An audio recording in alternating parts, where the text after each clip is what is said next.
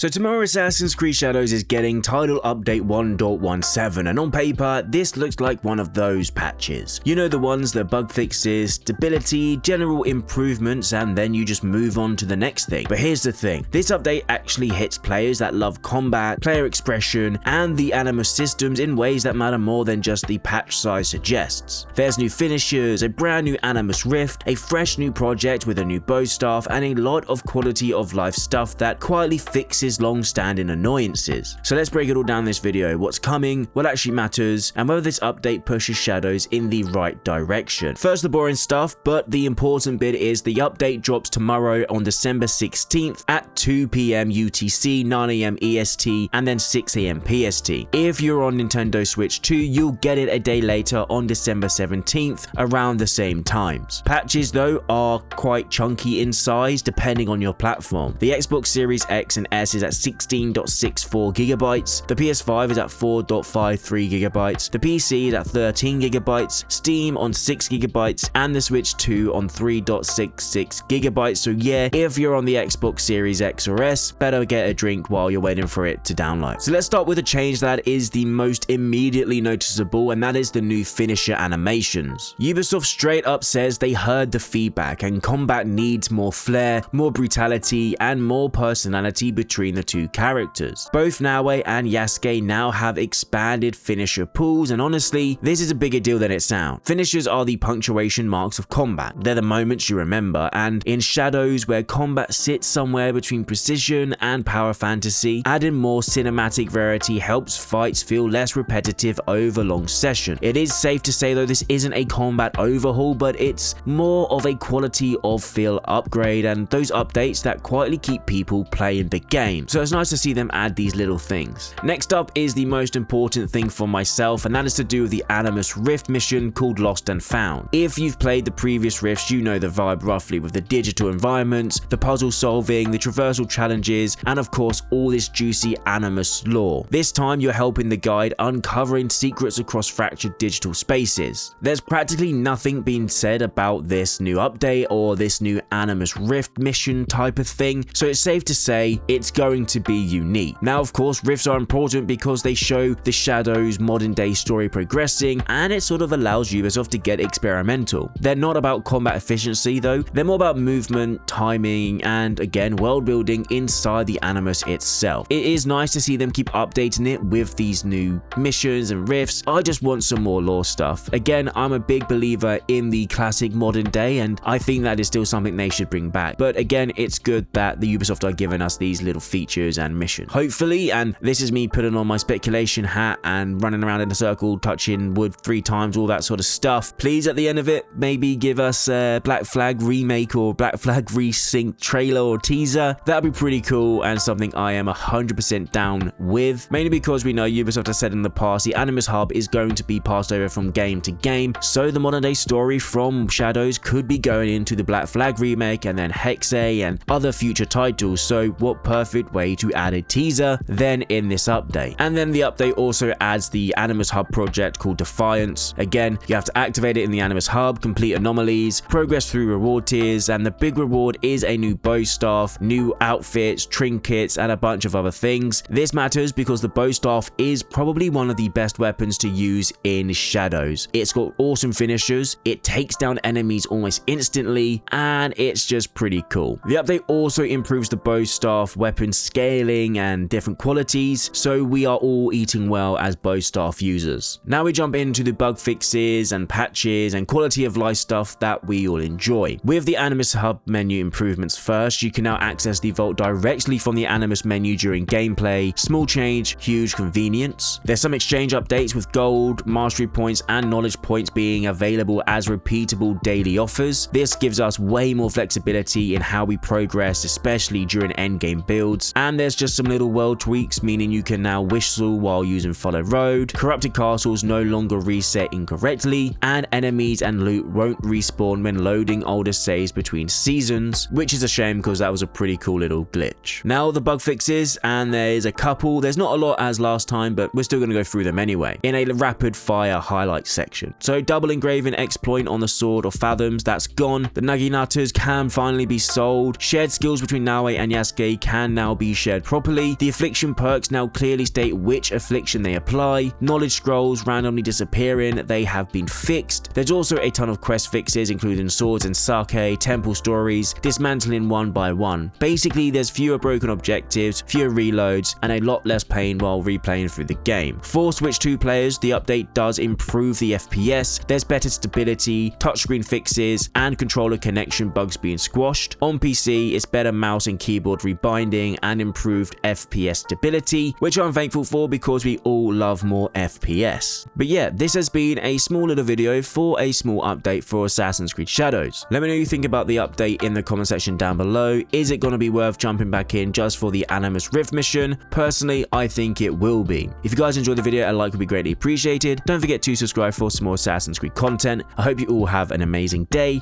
and I'll see you in the next video.